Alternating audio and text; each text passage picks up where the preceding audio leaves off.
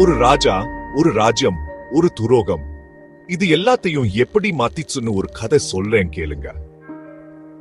ஒரு காலத்துல ஒரு ஜானமான ராஜா இருந்தாரு. அவரு தன்னோட நாட்டை ரொம்ப அன்பாவும் நீதியாவும் ஆட்சி செஞ்சாரு. அவரு ஆட்சியில மக்கள் ரொம்ப சந்தோஷமா இருந்தாங்க. வயல்கள் எல்லாம் தங்கம் மாதிரி விளைஞ்சிச்சு, தானியங்கள் கொட்டி கிடந்துச்சு. வாழ்க்கை ரொம்ப அமைதியா போயிட்டு இருந்துச்சு. ஆனா ஒரு நாள் ராத்திரி ஒரு சில வெளியூர் ஆளுங்க வந்தாங்க. அவங்க, நாங்க தூரத்துல இருந்து வர்றோம், கொடூரமான படையெடுப்பாளங்க எங்களை வெட்டிட்டாங்க அப்படின்னு சொன்னாங்க. ராஜா ரொம்ப இறக்க குணம் உள்ளவர். அவங்களை நம்பி தங்க இடமும் சாப்பாடும் கொடுச்சாரு.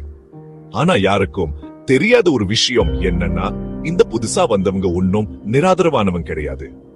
அவங்க வேஷம் பொட்ட திறங்க.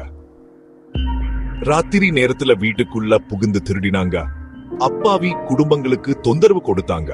மக்களுக்கு ஒரு சந்தேகமும் வரல. ஆனா ராஜாவுக்கு சந்தேகம் வந்துச்சு.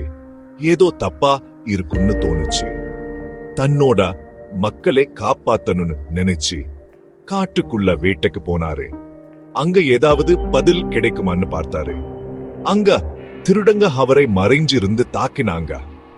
அவர் ஒரு வழியா உயிர் தப்பிச்சாரு. தன்னோட அடையாளம் தெரியாம இருக்க முகத்தை மறைச்சுக்கிட்டாரு. ஆபத்து உணர்ந்த ராஜா தன்னோட காவலாளிகளை கூப்பிட்டு இந்த வெளியூர் ஆளுங்க யாருன்னு கண்டுபிடிக்க சொன்னாரு. ஆனா திருடுங்க தலைவனுக்கு வேற ஒரு திட்டம் இருந்துச்சு. அவன் ராஜாவுக்கு நண்பன் மாதிரி நடிச்சு விருந்துக்கு அழைச்சான்.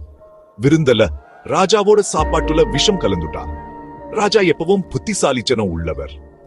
அவருக்கு ஏதோ தப்பா இருக்குன்னு தோணுச்சு.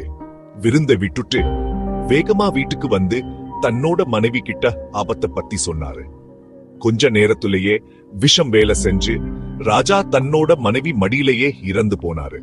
மனசு உடைந்த ராணி தன்னோட அண்ணன் கிட்ட உண்மையை சொன்னாங்க. அவர் நீதி கிடைக்க போராடுறேன்னு உறுதி கொடுத்தாரு. ஆனா அவர் செயல்படுறதுக்கு முன்னாடியே திருடுங்க போய் பரப்பினாங்க. ராணியோட அண்ணனோ ராணியும் தான் ராஜாவை கொன்னுட்டாங்கன்னு சொன்னாங்க. மக்கள் குழம்பி போய் கோபத்துல ராணி குடும்பத்துக்கு எதிரா திரும்பினாங்க. வேற வழி இல்லாம் ராணி, அவங்களோட குழந்தை, அப்புறம் அவங்க அண்ணன் எல்லாரும் ராஜ்யத்தை விட்டு ஓடி போனாங்க.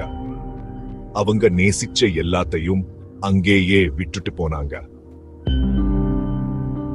இந்த கதை எனக்கு ஒரு விஷயத்தை ஜாகப்படுத்துது. கருணையோட புத்திசாலித்தனமும் இருக்கணும். சில சமயம் உதவி கேட்கிறவங்க அவங்க யாருன்னு தெரியாம இருக்கலாம். துரோகம் நம்ம எதிர்பார்க்காத இடத்துல இருந்தோ வரலாம். சரி, நீங்க ராஜாவா இருந்தா என்ன செஞ்சிருப்பீங்க? கமெண்ட்ஸ்ல சொல்லுங்க. அப்புறம் ஒண்ணு ஜாபம் வச்சுக்கோங்க, ஒவ்வொரு கதைக்கும் 2 பக்கம் இருக்கும். நம்புங்க, ஆனா எச்சரிக்கையாவும் இருங்க. இந்த கதை உங்களுக்கு பிடிச்சிருந்தா லைக் பண்ணுங்க, சப்ஸ்கிரைப் பண்ணுங்க. இன்னும் நிறைய கதைகளுக்கு காத்திருங்க. கேட்டதுக்கு நன்றி. Break time பண்றி.